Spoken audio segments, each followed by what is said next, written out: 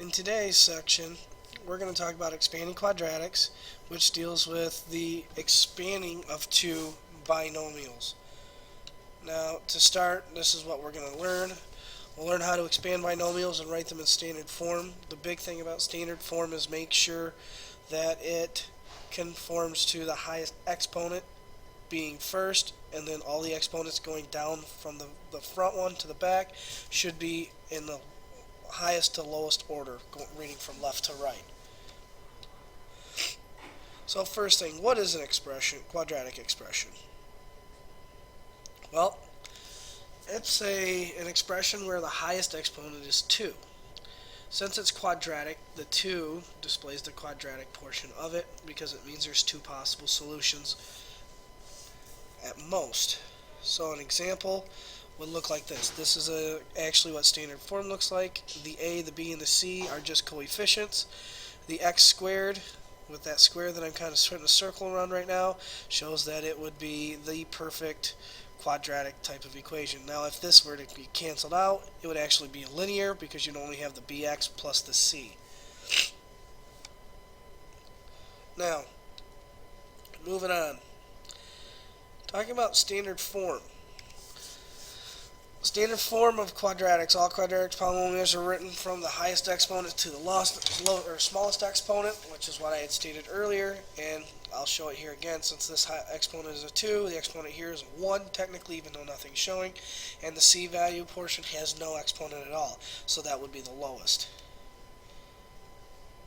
Scrolling down to the next bit of information. Here's another example. The way we would move this is we have to take, and I'll highlight it using my highlighter, we have to move this part right there to the very front. Now when that happens, what it would look like would be something like this. So it would look like a 4x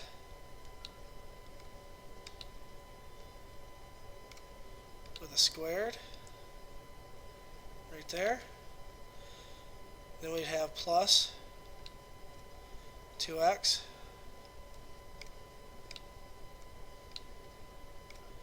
and then we'd have the minus 3.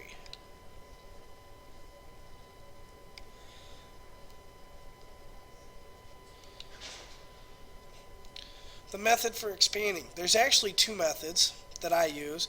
The first method is just nothing more than method as FOIL. And underneath here I'll kind of give you more of a little bit thorough breakdown of FOIL. For example, FOIL itself literally means you're going to have the first times the first, which is the f, and those are the two pieces highlighted, and you're going to multiply those. Then you'll take the outer times the outer, which is the x and the c, and multiply those two pieces. And then the inner times the inner, which is the b and the x. And then the last times last. Now, I want to make sure I have all this stuff highlighted properly. Otherwise, we could run a risk of making a mistake when we get into our actual problems. So I'm just going to highlight those L and the I portions so we can know which one goes where. That is the primary way or method to do this. The other way is just distributive. All FOIL means it's distributive times 2. As we progress on with this, the other method that I like to use is FOIL on steroids. Now this you only use on trinomials or larger, and since we're dealing with quadratics, we won't be dealing with the multiplication of two trinomials. So you won't even really have to worry about this strategy. And this is an example. Whoops, I got to add a number here. I can fix that real quick. All I have to do is I'll put it in right now. I'm going to put in a 2 like that, and that will allow us to at least see, you have a binomial here and then you have a trinomial on this side. This just would require the FOIL on steroids because it has that extra term. Now moving on to some examples of the FOIL. We actually have two that we're going to look at first. And I'm going to scroll those down because we have two more underneath. Let's take example 1 to begin. The first thing that I would always suggest doing is drawing your arrows. Sometimes it makes it a little bit easier if you could see this when I draw arrows. So that would be that part, which would be the first. So what I would do is I would come underneath, I'm going to go x times my x. Now I'm going to change colors here, and now I'm going to go the outer times the outer in a whole nother color, and I would get x times the negative 3. So I'm going to come back, I'm going to put a plus sign right here, even though I know there's a negative. I'm going to go x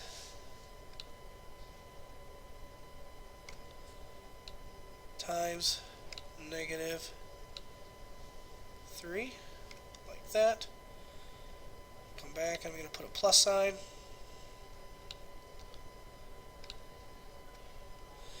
And I will, well, I gotta erase that and that, so I will just hit the back arrow.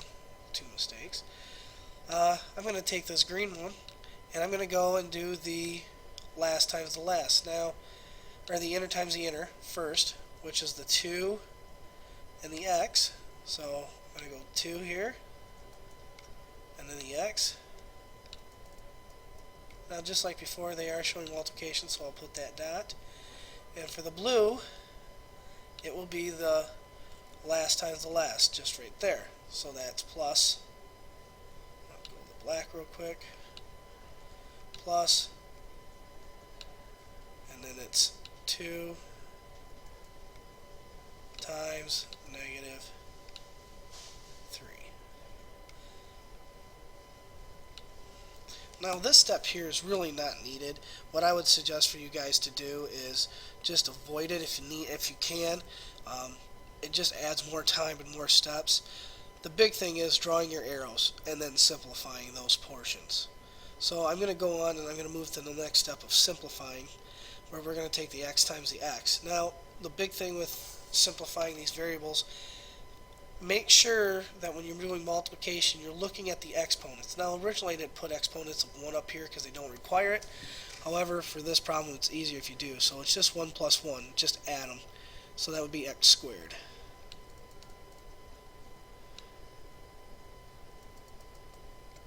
And then I'm going to come underneath, and it's x times negative 3. That portion there is going to change to, I put a plus sign. Let me fix that. I'll just erase it. Erase it all and start from scratch, actually. So let me put the x squared back there.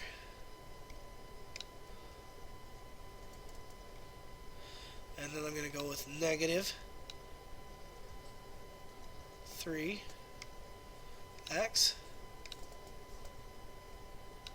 Finish up that x. Then I'm going to have plus 2x.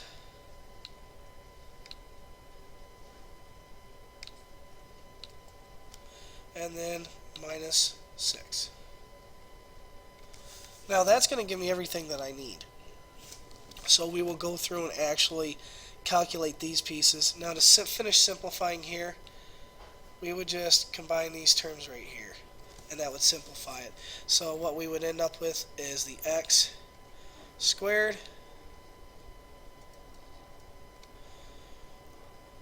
minus x, because of the 3 minus the 2, and then minus 6. Okay. Now, just for right now, we're going to kind of skip example 2. We're going to go and do the example 3 and 4 first, and I'll come back and have you practice example 2 on your own, and then we'll go over the answer. So let's skip down to the next 2 examples that I have, because you can kind of pick up from that pace from right there. Now here's my last 2. Example 3 really doesn't look like a quadratic expression. However, it is. This 2 right here, and I'm going to highlight it, actually creates, right there, makes this into a quadratic. What this 2 means is that there's 2 of them. So there's 2 of the 2x plus 3's. So we'll go through, and we're going to actually rewrite this. And I wish I could draw parentheses, but that was a little difficult. So we're going to go just like this, 2x plus 3 put another parentheses right there, and then I'll just do it one more time.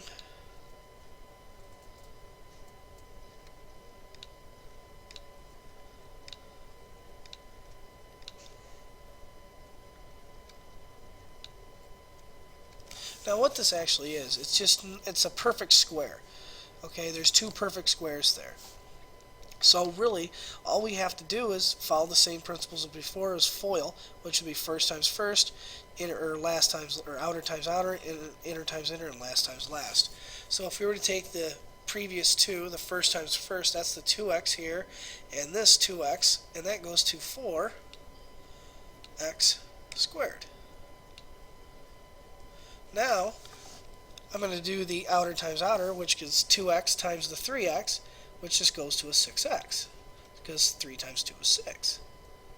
So I'll put that right there.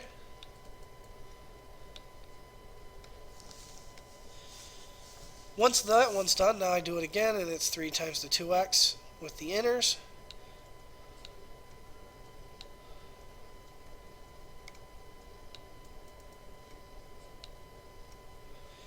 Which goes to a 6x, and then the 3 times the 3, which is 9.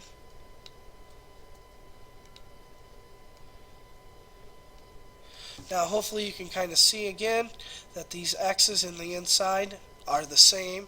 They have the like terms, which means they both carry just a single x. So then I just combine both of those, and that would just go to a 12x. Like so. Plus the 9 right here. And then the plus sign in front. And then I'm going to go with the 4x squared right there. So now what I want you guys to go ahead and do is complete example 4 on your own. You should find something special with example 4, and I will show you here in just a second. Alright, now that you guys have had a chance to complete this problem, hopefully you recognize that if you went 2x times x, that's your first times your first, then your outer times outer is 2x times negative 3, which creates a negative 6x, and then that your inner times inner is 3 times x, which is 3x, and then 3 times negative 3, which is your last times last, which is your 9. Now, if we're looking at this, hopefully you combined your like terms, and that's the answer that you guys got. Okay. The reason why that's a negative 3x is that this 2x times the negative 3 made it into a negative 6x. And then 3 times x is a positive 3x. So negative 6 plus 3 makes negative 3. And then the variable just follows with it. Now, the last example has a little trick with it. One thing I want to stress to you guys is these signs. If you notice, one's a plus, one's a minus. Well, in this case, this is what they call difference of perfect squares. So the middles should cancel, and I'll show you what I mean. As you come down here, the 2x times the 2x is the 4x squared. 2x times the negative 1 is negative 2x, and 1 times 2x is positive 2x. 1 times negative 1 is negative 1. The other thing that you should recognize is that these, the 2x and the negative 2x, cancel. They eliminate each other. So the only thing that you're left with is the 4x squared